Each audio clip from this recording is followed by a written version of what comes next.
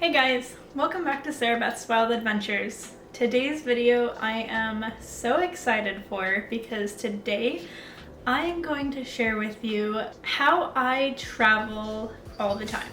The other day I posted a status on Facebook talking about all the places that I have booked in the upcoming year, which I'm super excited to be able to visit all these different places and get videos of them for you guys. But I got a lot of questions both online and in person about how I'm going to all of these places. It's a lot of places. Anybody who knows me knows I don't have any extra money. All within the past year, I moved out of state, didn't have a job. Both of my cars got stolen, which was the source of my income. I got a puppy before all of this happened, so I had that added stress on top of it. And we had so many vet bills. So just a couple of months ago, I was wondering how I was even going to afford paying my bills, let alone even buy groceries. So how in the world am I going on all these trips? So the first thing that I want to go over is introducing myself and sharing my past experiences so you can kind of have an understanding of who I am and what my relationship with travel is. Pretty much anybody who knows me really well knows all of this because this is kind of my entire personality. This is just who I am as a person to a T. My first travel experience that I remember would have to be before I was even in kindergarten. I don't even know how old I was. It's just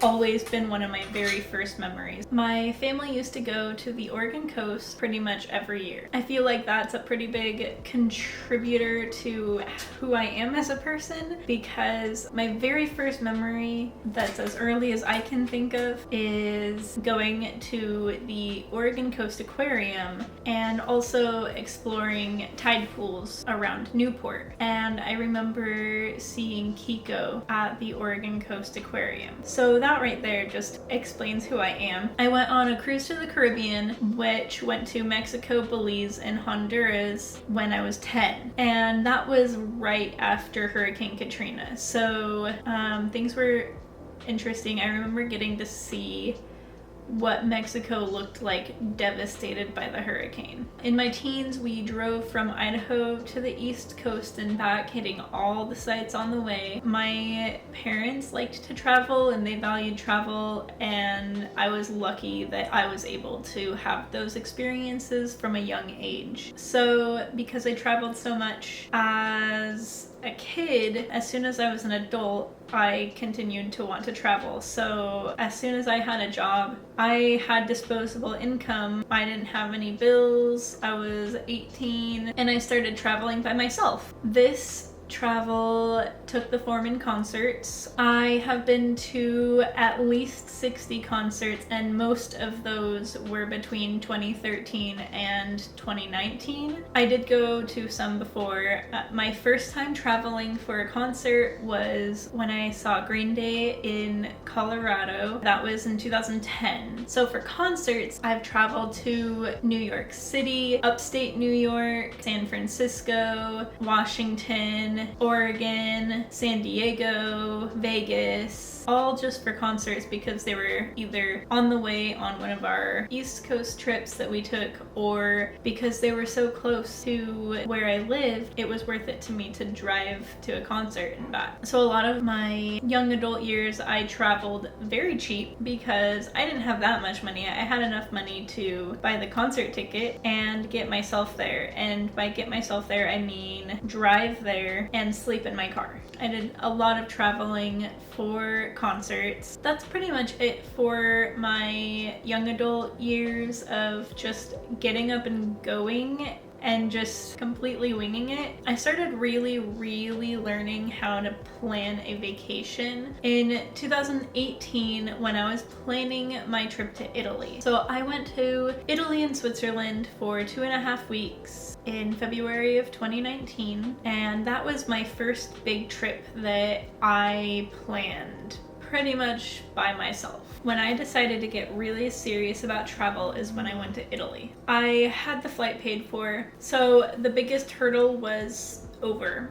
My excuse for never going international was because flights are super expensive to where I want to go to. With the biggest hurdle out of the way, all I had to do was figure out hotels. We booked the trip in July and we were going in February. So we had 6 months to figure it out. So I'll talk about what I planned to go to Italy and how I made enough money to do a 2.5-week trip to Italy with nothing in savings when I booked the flights. Since then, well, I didn't go anywhere after that until this year because 2020 happened. But in February of 2021, I went to Hawaii for a week, and that was also when I didn't know how I was going to buy groceries for the week. The reason that we went was we had already paid for flight and Airbnb before we didn't have any money. The hardest part was already done. We just had to make money to cover bills and whatever we wanted to do while we were there. So I'll talk about how I did that and how I have been able to book trips to Vegas, San Diego, the Caribbean, New Orleans, Florida, Alaska, Russia, and Japan all within the next year with having no money. My first tip, and what I think is the most important of anything I can say in this video, you need to prioritize travel. I have people telling me all the time, oh, I'm jealous that you get to go to all of these places, and oh, how do you do that? And wow, that's so cool. I wish I could do that. Well, you can't. And the reason you're not is because you don't prioritize it. So what I mean is I literally don't spend money on anything except travel. I spend a lot of money on travel, but I don't buy video games, I don't ever eat out, I don't buy coffee, I have not bought new clothes in probably 3 years. And when I do buy clothes, I buy them at Walmart because they're cheap, or the thrift store because I want to save money on things that don't matter. You hear people always saying it's the coffee. People are broke because they're buying coffee. And you hear people saying, no, it's the wage. Well, in this situation, it is the coffee. So when you buy a coffee every single day for a month, let's say coffee and eating out, going through the drive-thru, let's say you do $5 a day, which it is very easy to do way more than that every day. $5 a day is going to be $150 a month. $150 a month is $1,800 a year. Right there is how you can take a yearly cruise. So I constantly have travel plans. I have my bucket list of places I want to go, and I figure out how to get there. I typically have my travel all planned for like the next year in advance. Whenever I have a little extra money left over, as soon as I have the money that I would need to buy plane tickets, hotels, all the little basic things, I book it. It doesn't matter if I have money to do things. Because I booked a flight and hotel, I'm going. And now I am super motivated to work super hard to have money to do fun things while I'm there, to cover my bills so I'm not stressed while I'm gone, and any of the little miscellaneous things. I'm super diligent in researching trips, and I budget out every single penny that I have to save between now and when I'm going. And I give myself milestones, so like, say there's something that I want to buy and I have to buy it at a certain time before I go, then I budget how much money I have to save every single week between those 2 dates. And I make everything I do about paying for this trip.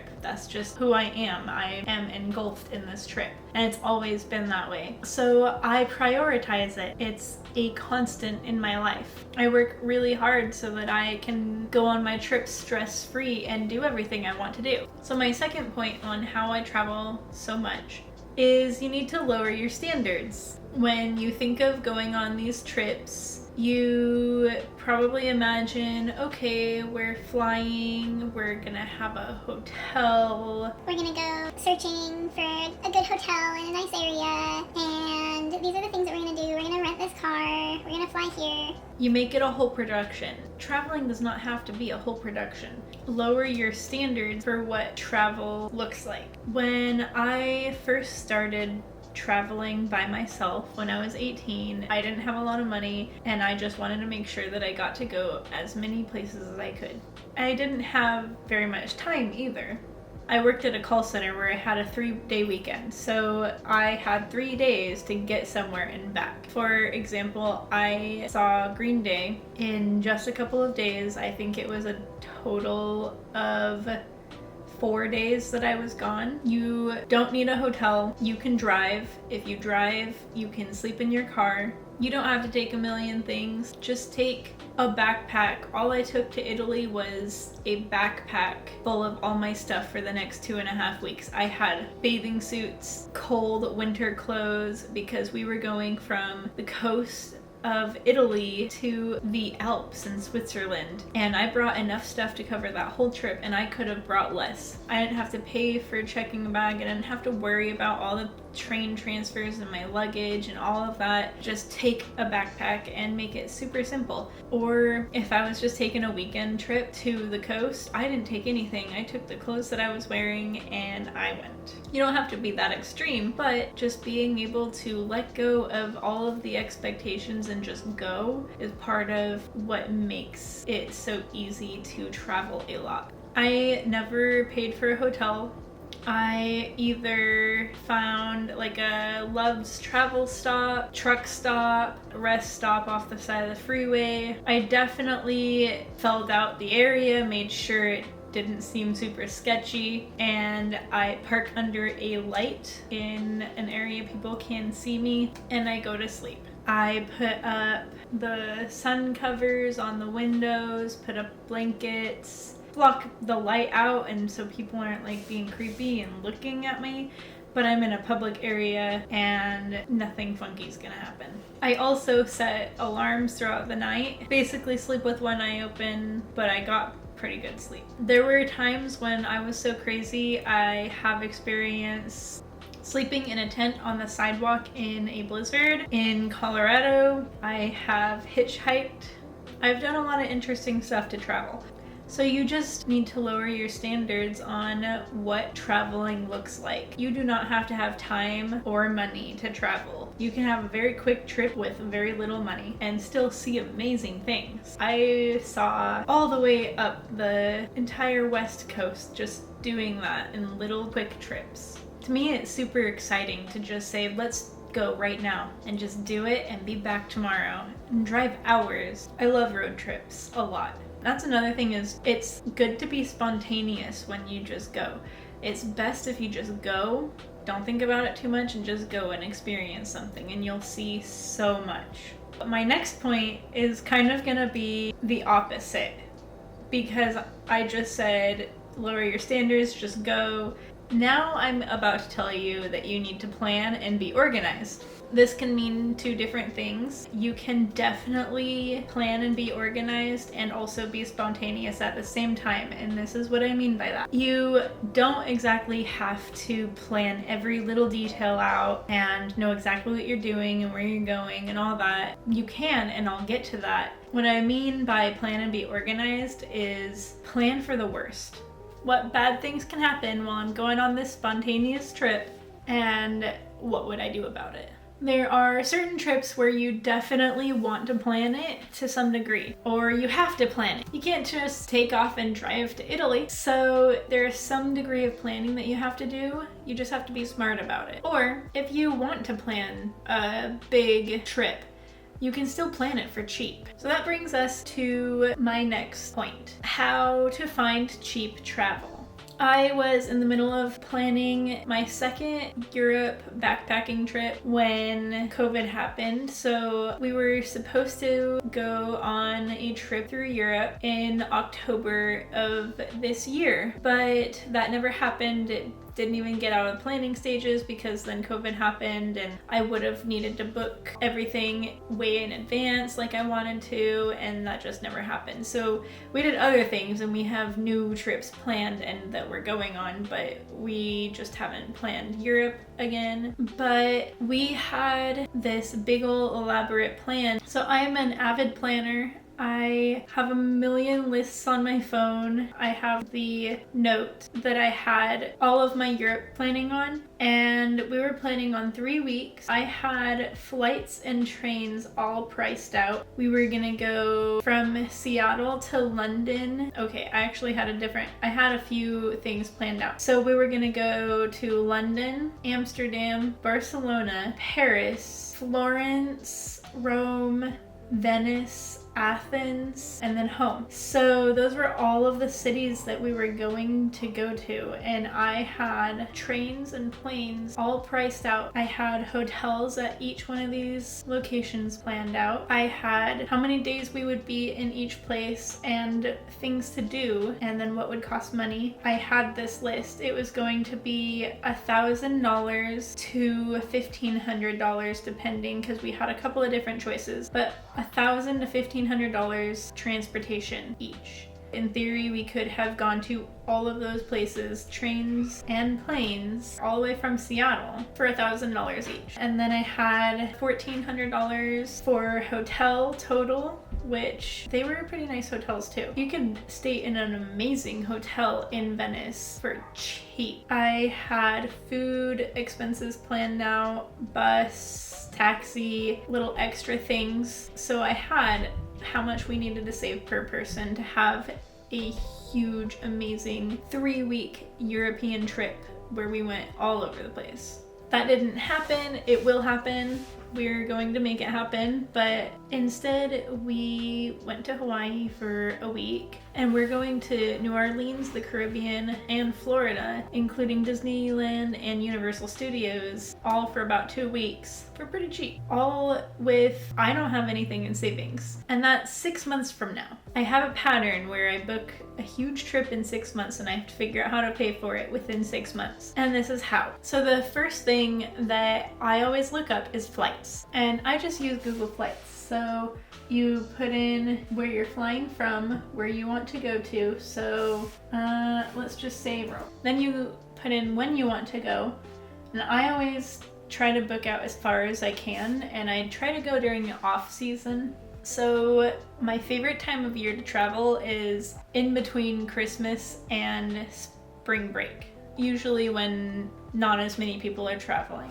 So we're gonna just see what the average prices are right now. I haven't really priced Europe since before COVID happened, and so now that everything is starting to open up again, prices are probably really expensive right now, so I would not recommend looking right now, but it's not always gonna be that way. So right now it looks like you can actually get a round-trip flight from Seattle to Rome in November for $684. I would take that. So this is what I would do, is I would go on here and I would look up flights, and I look up flights for a bunch of different places because it might be more expensive to fly to Rome than it would be to fly to Venice or fly to Barcelona instead, and just take a train across these other places. So look up how much it is to fly to Amsterdam, but $684 to fly to Rome is pretty good.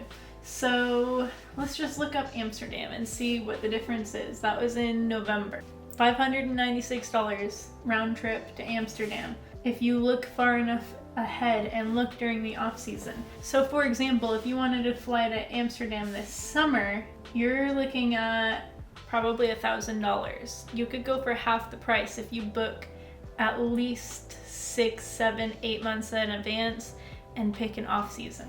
Once I have a date picked, so let's say I want a 3-week trip in Europe. So we're gonna start in Amsterdam on November 13th. And you can see the different prices. Leave November 13th, come back December 4th, $544 round trip. Then you have to check the airline, because just because it's cheap doesn't mean it's good. So a lot of cheap flights can restrict your luggage. I personally like to just travel with a carry-on. I do not want to check my bag. I am afraid of checking my bag because I don't want it to get lost. It's just a lot safer if it stays with me on the plane. So I travel extremely light, which is totally doable. You can go to Europe with nothing but a backpack.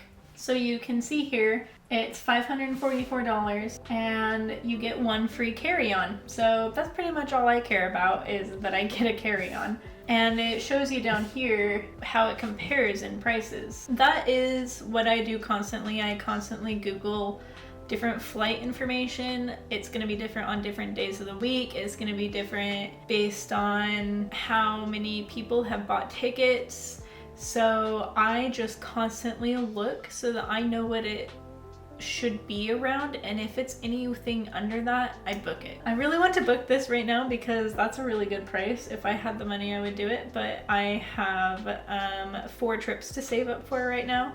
So we'll get those done first. So once I have the flight figured out, I don't buy it quite yet. Then I'm on Expedia, Airbnb, just Googling hotels. I always use Expedia. I've used Airbnb once and I loved it. I'm definitely gonna be using it more in the future. We stayed in an Airbnb for Hawaii, but my entire Italy trip, I found every single one of those hotels on Expedia. They were pretty cheap. Part of it is because I looked super far in advance. Another part is because it was during the off season, but I searched and searched and searched and I found amazing hotels. There's a lot of options that are like hostels. They have shared bathrooms. Europe has a lot of really weird hotel situations, and I made sure that I was really comfortable with all of my choices, and I found really good prices. So let's see what we can find right now. I'm going to use Venice, for example, and we're gonna be looking in the same date range that we saw those flights in. Let's just say we want 2 days. They have some amazing, beautiful hotels. They're looking kind of spendy. I think my hotel in Venice was probably the most expensive hotel that I stayed in. In my trip to Italy, most of my hotels were in the like $30 to maybe $50 range per night, but my hotel in Venice, I want to say it was close to $200 a night. There's actually a lot of really good choices here. There's one for $97 a night right now. These beautiful hotels, this is $104 a night and it looks beautiful. I really want to be planning a trip to Venice right now. So this one, it looks like it's one of the cheapest. It looks really good. It has a good rating. I always look at reviews and pictures and where it is in location to everything else, because if you're taking a train, how far do you want to walk to your hotel? Walking through Venice is so much. We walked across the entire city. So you want to consider all of these convenience things, because you don't want to be spending a lot of money on taxis. You're going to want to walk as much as you can. So this is really nice. It includes free breakfast, free Wi-Fi.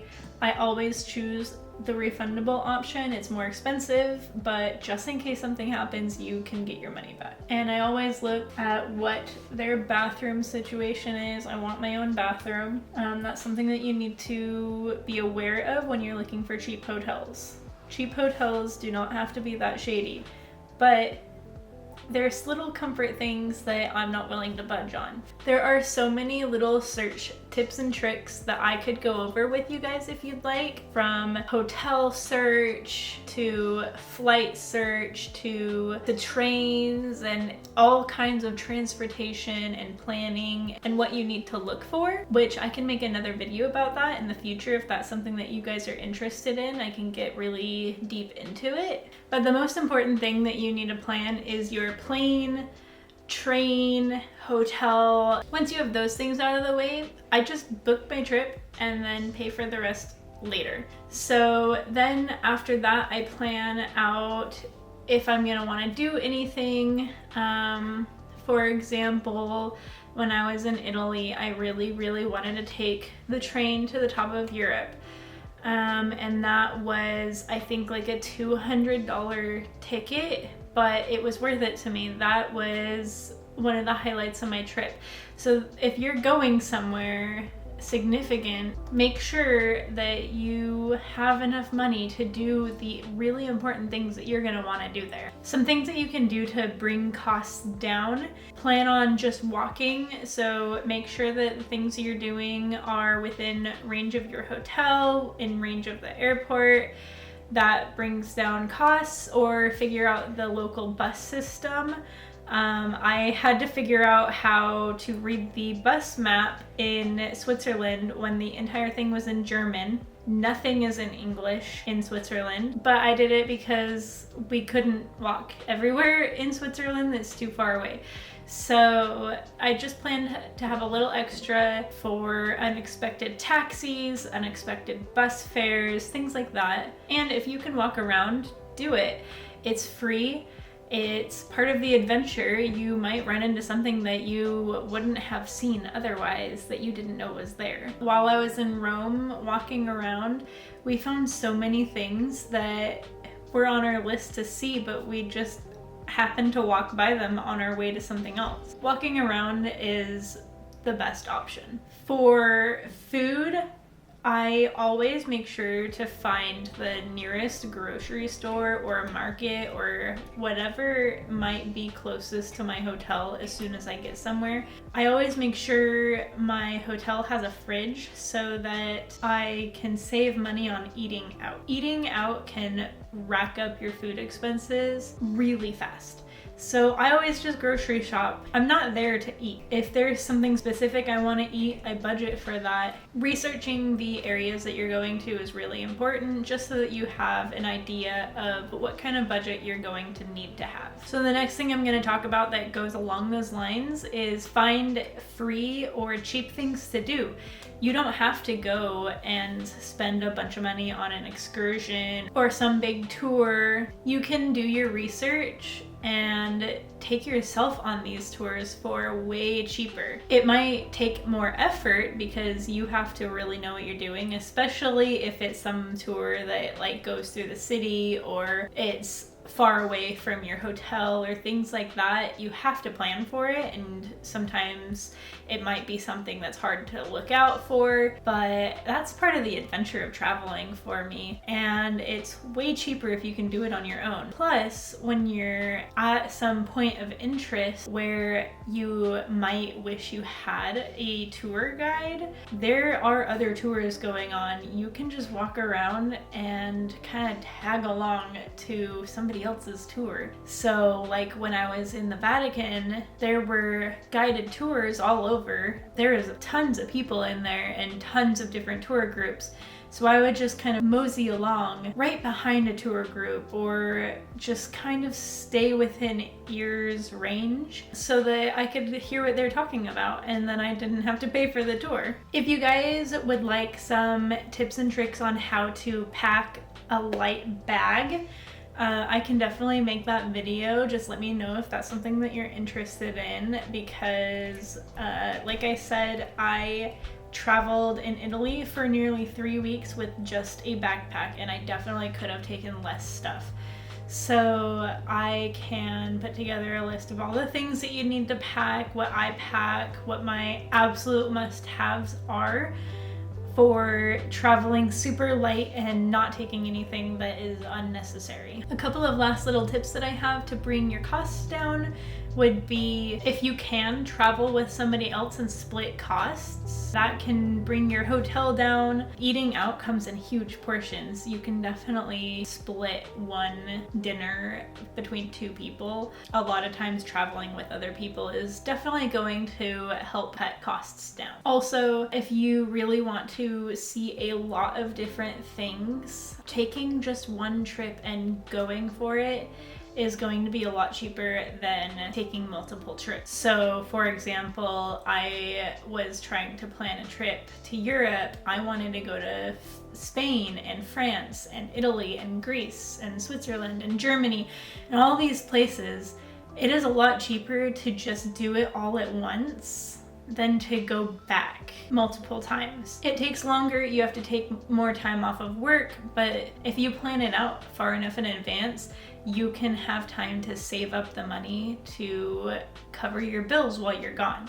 It's a lot cheaper than trying to get 2 separate plane tickets over to Europe or multiple. And the last thing I'm going to touch on real quick would be cruises. Cruises are a really good way to see so many places in a short amount of time for cheap. So the thing about cruises is you have your room, your food, your drinks, your entertainment, and your transportation all paid for with one package. And cruises always have deals going on. They always have sales. I always cruise with Norwegian. I've been on 2 cruises with them before and I have 2 booked, which I will be doing a video of my cruises. So if you're wondering what the cruise experience is like, I will have that video for you guys here in the next few months. I know a lot of people are nervous about cruises because you're confined on this ship with a bunch of other people. You can't go anywhere.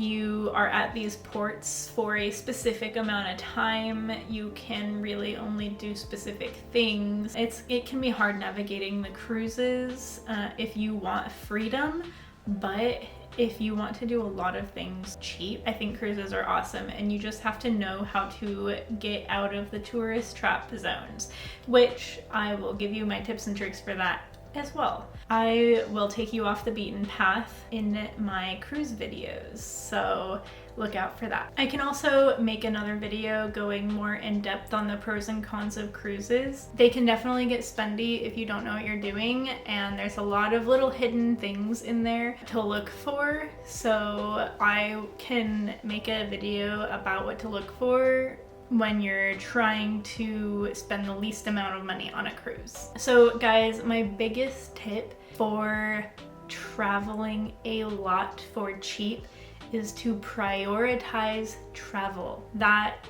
I cannot stress that one enough. You just need to make it your priority.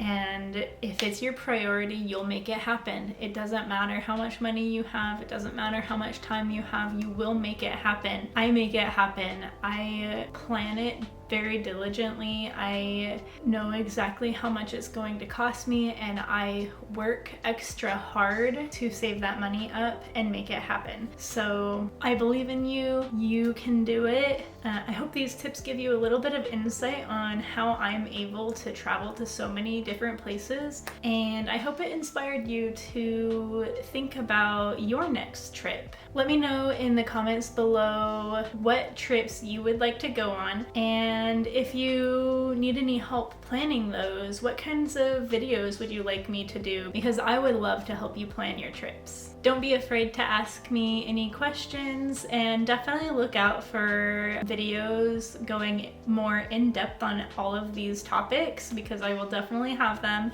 And watch out for all those travel videos. Thanks for subscribing. I hope you enjoyed this video, and I will see you on our next adventure. Bye! What you doing? What you doing?